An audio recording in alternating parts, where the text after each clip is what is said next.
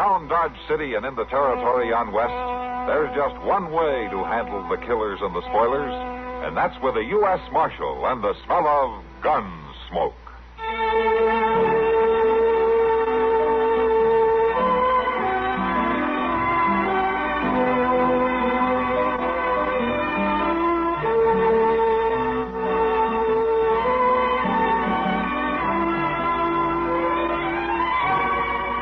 Gunsmoke, starring William Conrad, the story of the violence that moved west with young America, and the story of a man who moved with it. I'm that man, Matt Dillon, United States Marshal. The first man they look for and the last they want to meet. It's a chancy job, and it makes a man watchful and a little lonely.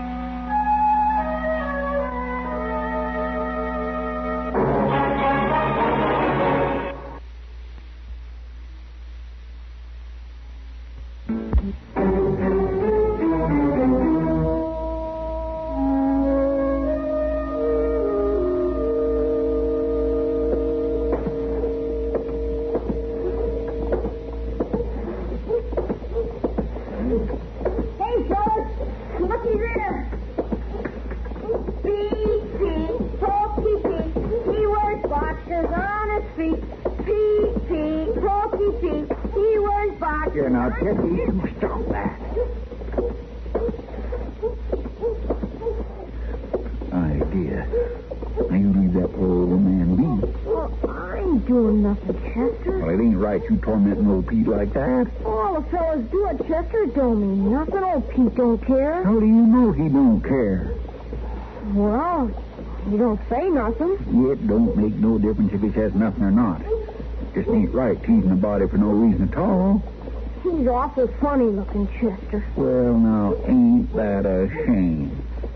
You live as long as old Pete, you might be funnier looking yet. What do you mean? You can't never tell what might happen to you, Ted. You might just grow another ear or another nose or something like that. No, sir, you can't tell at all how you might turn out. I'd be mighty careful before I poked any fun. Mighty careful. Well, I guess maybe. Here. Pull this one. I'll see if it's strong enough. All right. Hey, that's a fishing pole, ain't it? That's a fishing pole. Of course it's a fishing pole. Ted, if you spent more time down at the river instead of tagging along after old Pete, you wouldn't ask fool questions like that. Hold it steady now. Let me see it. Yeah. Yeah, I guess that'll do all right. You going fishing now, Chester? Well, say, now that sounds like a good idea. Got a special place to go? Boy, I got me a place where them catfish is so big you can hear them meowing before you even reach the river. I'd like to see that, Chester. Well, it's a sight to see, Ted. A sight to see.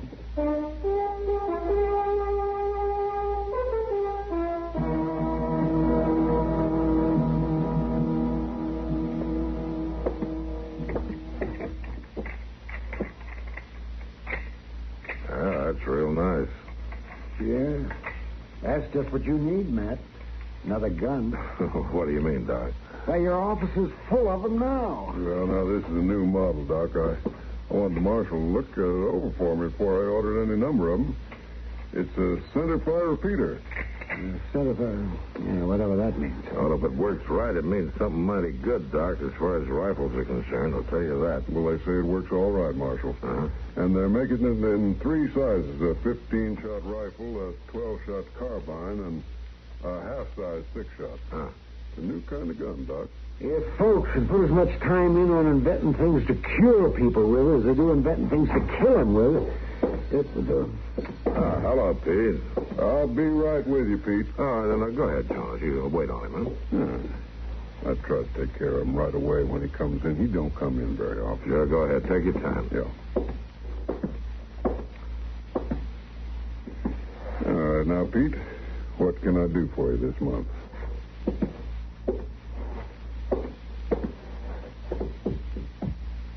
Oh, want some of them candles over there? Now, how many you want, Pete? 6? Oh, just 2. You sure that'll last you the month? All right. Just 2 it is. Now, what else?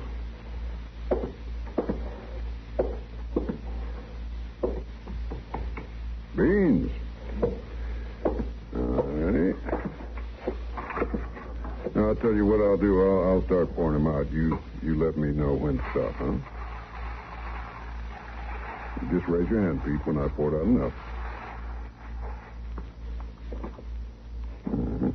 That's fine. Now, what else you need? Lamp wicks? Lamp chimney? Oh, coal oil. Well, sure. Jonas, we're going to go. I want to catch Jim Buck before he takes the stage out. I'll be back to see the gun later, huh? Well, sure, Marshal, any old time. So long, Jonas. Thanks, Doc. All right, now, Pete. What else?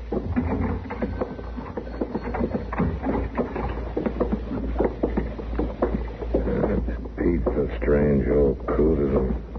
How long have you been around here, anyway? Who, Pete? Oh, heavens, Matt, I don't know. I doubt if anybody does. He's been coming into town once a month. Ever since I've been here, and probably long before that. Why doesn't he talk, Doc? You know what ails him? No, I don't, Matt. He's never asked for any help. He's never been anywhere near my office. I wonder he's the patient with all the tormenting that he takes. Oh, he's always been gentle with the youngsters. Sometimes he can get riled with grown-ups, though. And talking of getting riled, Chester said he was going to bring a package up from the depot for me. Where is he, anyway? Well, Chester is taking a day off. A day off? What's Chester need with a day off? Well, he told me he wanted to take a friend fishing. Fishing? Oh. Well, I better go down to the depot and get it myself. And I'll see you later, man.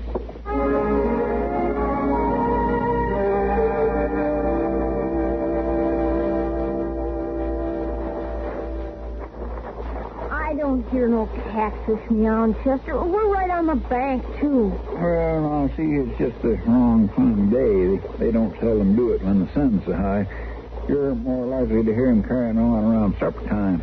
You sure talk funny. Well, I ain't talking funny at nobody the way you were doing to old Pete this morning. I won't do it no more.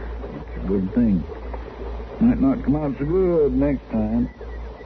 How's that? Well, because old Pete might just turn around and snap you right in two. That's how's that. You don't do nothing. Mind your line. It's hitting that snag down. See, watch it. That's better. No, Pete ain't done nothing yet, but he's getting older and tireder, and what with not even getting any sleep at all, he... No sleep? Well, they say he don't sleep a wink. He just sits there with that little old sack of his, guarding that treasure. Here, you want some more bread and cheese? Ugh, she smells kind of funny. Well, it is pretty stout, but that just signifies it's good. Eat all you want. It's good for you. What kind of treasure does old Pete have? Oh, he got a little old dab of treasure buried out there. They say he towed it clean up the Mississippi off on a pirate ship. You ever seen it, Chester? Well, no, I ain't never seen it exactly, but he uses gold money when he comes to town. He sure has to get it from somewhere. Pirate gold. That's what it is, pieces of eight. Pieces of what? I'd sure like to see some pieces of eight. Well, now, I ain't so sure that it's pirate I gold. might just take me a run out there and see. Now, that ain't likely to be a very good idea. Sat still, Ted. If you fell in that river, the catfish would have to help you. Where are you going? I gotta get back, Chester. I got something to do. Well, now, don't you get lost getting home. Boys, they sure don't grow up like they used to. It's just hard to tell what the world's coming to.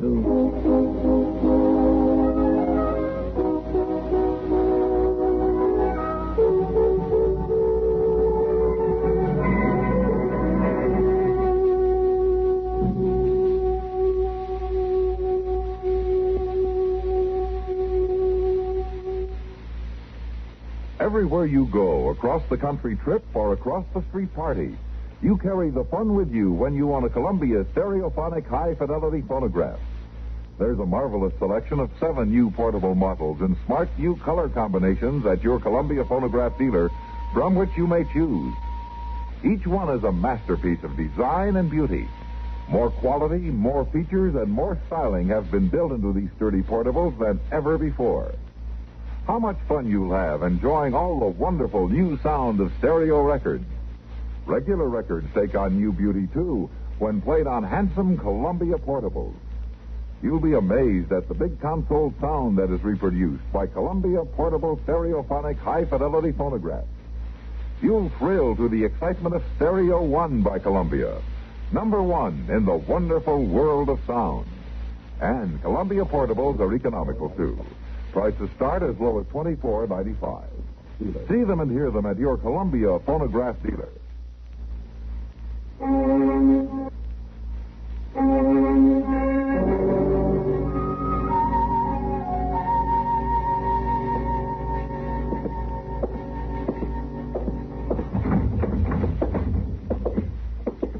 Oh, Matt. You couldn't hold out, huh? You win, Kitty. It's too hot to sit in that office waiting for something to happen. Oh, sit down. Yeah, thanks. Sam, bring us some beer, will you, please? Sure, Kitty. Oh, it is hot. I'm surprised at you, Matt. It's usually Chester who complains about the heat. Well, he'd be complaining. He just isn't here. Well, you know, I feel kind of sorry for Chester running your errands in all this heat. Kitty, Chester is not running my errands. He's fishing. Oh. Here's the beer. Oh, thank you. That's good. Yeah, I can just see him now, sitting out there with his feet in the water someplace fishing. Oh, I'm sorry to hear that, too. Oh, why? Well, he usually comes in with a string of smelly catfish and presents them to me, and I never know how to refuse him. I don't know how to get rid of him either. Hello, Pete. Poor old fellow. This is his regular visit to the bar. You could run a calendar the way he comes in here every month. Hello, Pete. He, ever say anything, Kitty? Never.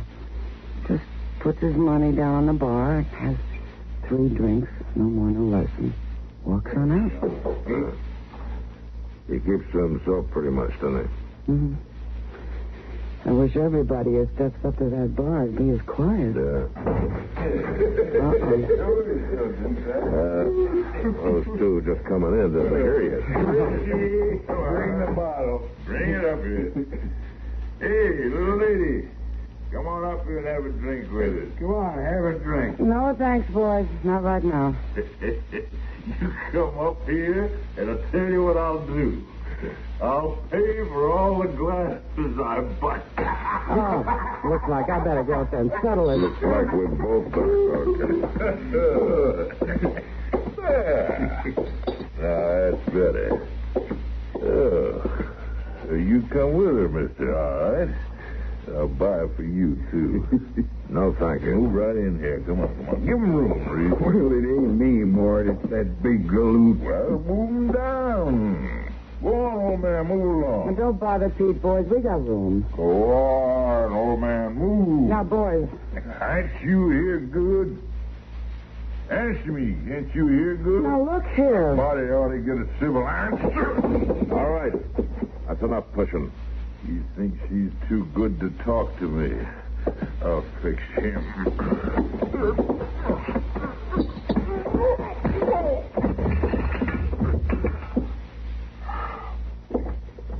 Here, I'll help you up. Why? That old fool. He knocked me down.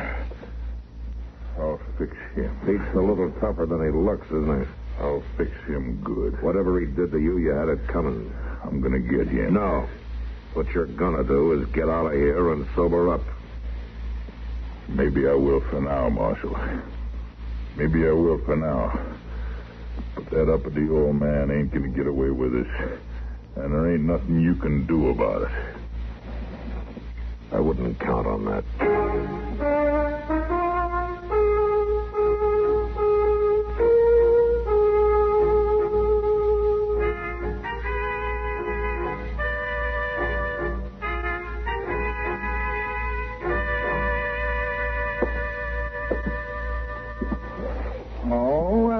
Dillon, all right. If you don't want these fish, I'll just take them right on over and give them to Miss Kitty. I don't think I'd do that if I were you, Chester. Why not? Well, she hasn't gotten over that last batch yet. Well, it's been a good week since I give Miss Kitty them last fish. She ought to be more than ready for this nice new mess. I don't think she is. Well, I swear, I just don't know what's the use of a fellow putting in all that time fishing if nobody ain't going to appreciate it. Hello, Miss Gates. Hello, Addie. Come in. Matt, I'm afraid I need your help. Oh, sure, Addie. Sit down and tell me about it. Get her a chair, will you, Chester? Yes, sir.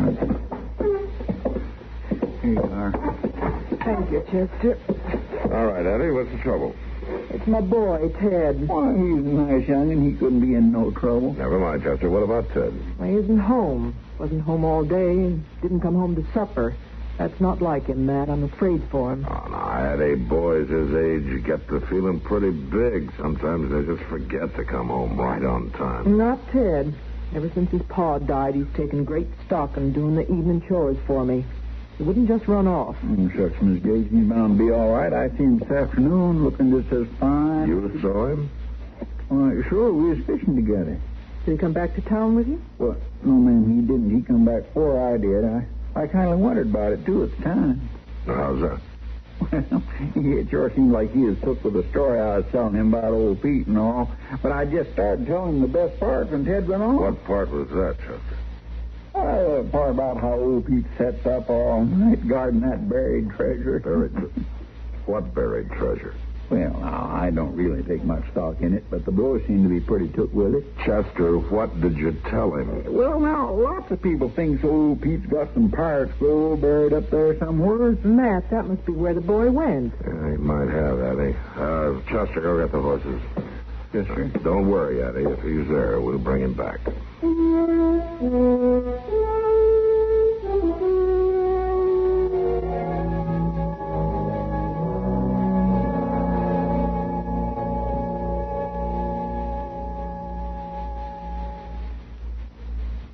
The way CBS Radio's Andy Griffith put it recently, my wife and I have picked out a dandy place for our vacation. It has accommodations for children. It includes hi-fi and air conditioning, and it's a veritable mecca for the tired breadwinner. As a matter of fact, it's got all the comforts of home. You know why? It is home. Well, that's a sample of the offbeat Griffith humor that's winning him new fans every weeknight here on CBS Radio. His approach, according to one observer of the current comedy scene, is a 1959 version of the late Will Rogers. The genial drawl is there, and there's the same twinkling sense of fun. You're sure to like what you hear when Andy Griffith takes to the air right here at this spot on your dial. Along with Andy Griffith, you'll enjoy hearing all those sparkling Comedy Time features. The Amos and Andy Music Hall, Burns and Allen, and Bob and Ray. They're yours for the laughing, weeknights on CBS Radio.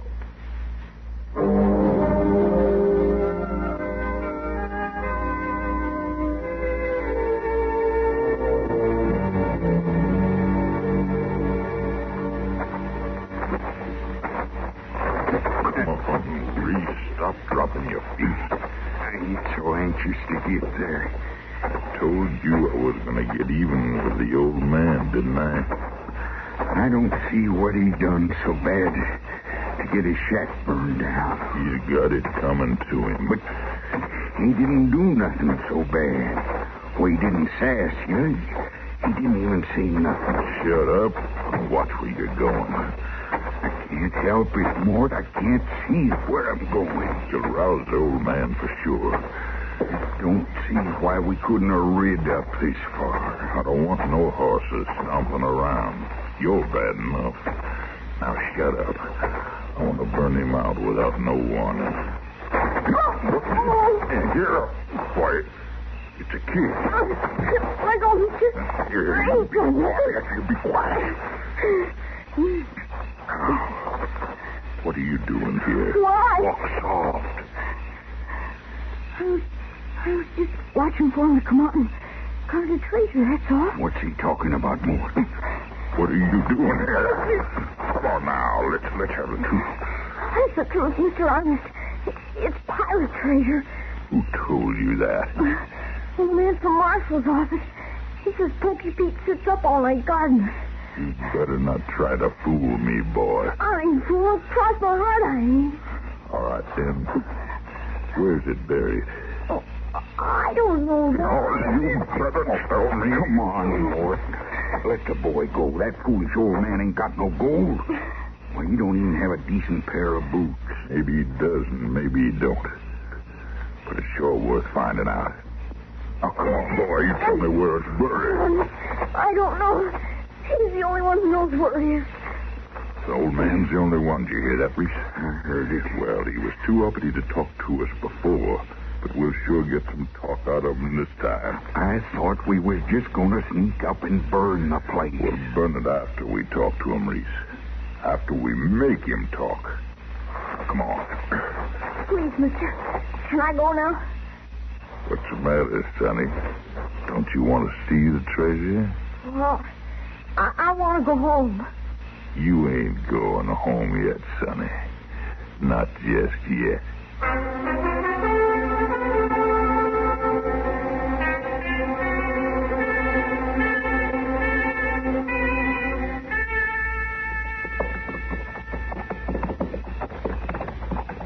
Mr. Dillon? Yeah, Chester. I'll feel just terrible bad if that boy gets himself in a fix from something I said. Forget it, Chester. Boys his age are likely to run off now and then. No, but me telling him that fool story, that's what started it all. Well, if you hadn't told him, somebody else would. No, I sure do hope he ain't got hurt, and I know. A night in the open isn't going to hurt him, Chester. I know, but that's mighty rough country, and I just ain't too sure what old Pete'd do to it. Look yonder, Mr. Dillon. What? There's a fire out there. Yeah. Must be Pete's shack. Come on.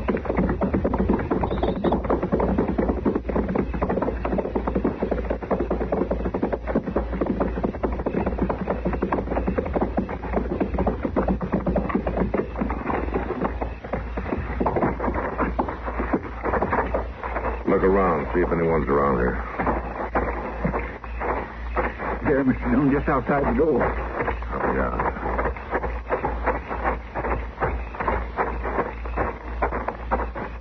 It's Pete. Yeah. Must have got himself out of the door somehow. Is he dead? No, not quite. He's been beaten, and he's burned, and he's still breathing. There's somebody over there, Chester. I'll go see.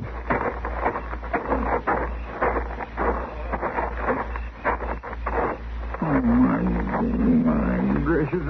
Mr. Dillon? Yeah, Chester.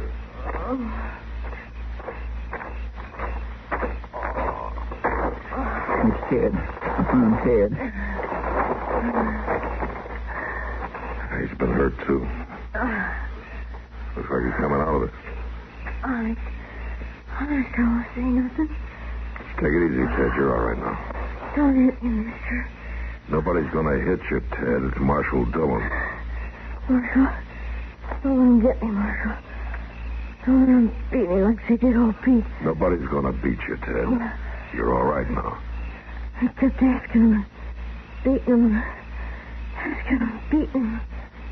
Asking him what, Ted? Where that treasure was. Oh, my gracious. He wouldn't tell him nothing. No matter what they did. Yeah. I bet they'll never find the treasure, Marshal. That's right, Ted. They'll never find it. All right, come on, Chester. Let's get them both to dock.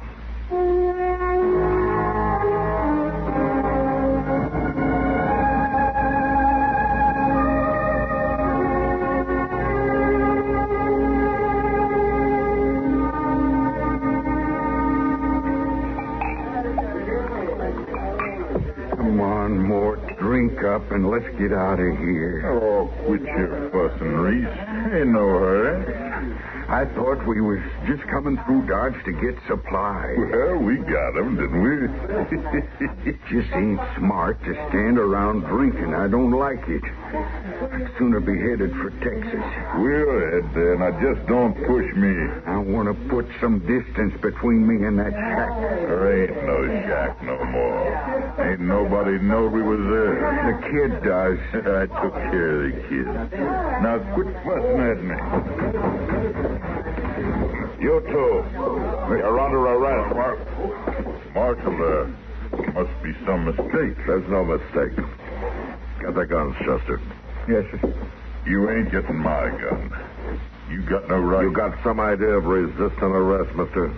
I ain't gonna let you take me. That'll be just fine with me. I'd like the excuse to beat you from here to the jail cell the way you beat old Pete. I don't know what you're talking about, Marshal. You don't know about a burning shack? Or beating the old man? Or the boy? Why, no, Marshal. You must be looking for somebody else. The boy says we're looking for you. Mort, you didn't kill him. Not the boy, not quite. But Pete died in Doc's office just a few minutes ago. Now, come on, let's go. You ain't taking me. Look out, his gun!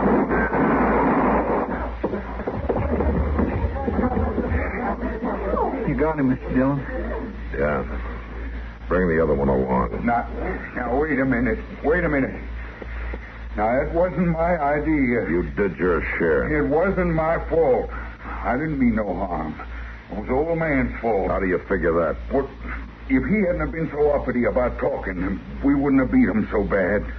You wouldn't have killed him. Well, sure not. We wouldn't have killed him. All he had to do was tell us where the treasure was hid. It was his fault. He couldn't tell you. There was no treasure. Well, then why didn't he say so, the old fool? I'll tell you why he didn't say so. He couldn't talk. He had no tongue. It had been cut out. No tongue? Yeah. Doc discovered it when he examined him. Must have been the Indians who did it years ago. Well, then it's still his fault. He could have let on. Old Pete was too proud to let on for sympathy from the likes of you. He didn't ask for sympathy from anybody. But you can't blame me. Come on, Chester, let's get him out of here.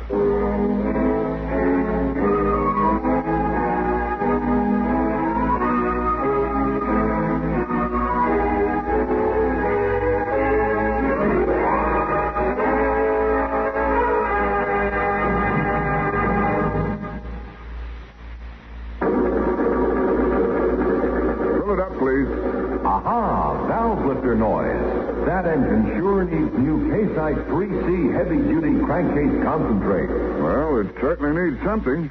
But the car is practically new. It'll run like new, too, sir, if you keep its engine clean and friction-free with Case-ICE's new 3C in the crankcase. Case-ICE 3C with Barron. Quickly stop hydraulic valve lifter noises. Well, I haven't time to leave it now. Maybe when I have more time. Only takes a minute to add a can of Case-ICE 3C to your oil. Case-ICE 3C will clean your engine while you drive, cushion the working parts, and stop that noise. And it costs only $1.50. Case-ICE 3C smooths and quiets your engine, gives it more pep and power, increases gas and oil mileage, too. Only $1.50? Then it works while I drive? Works while you drive. After only a few miles, you'll really notice the difference. Case-ICE 3C is guaranteed. If you don't get results, you'll get double your money back.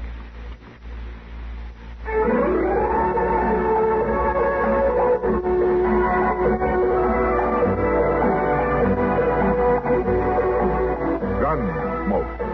Produced and directed in Hollywood by Norman MacDonnell, stars William Conrad as Matt Dillon, U.S. Marshal. The story was specially written for Gunsmoke by Marion Clark, with editorial supervision by John Meston. Featured in the cast were Richard Beals, Barney Phillips, Gene Bates, Vic Perrin, and Bart Robinson. Parley Baer is Chester, Howard McNear is Doc, and Georgia Ellis is Kitty. This is George Walsh inviting you to join us again next week when CBS Radio presents another story on Gunsmoke.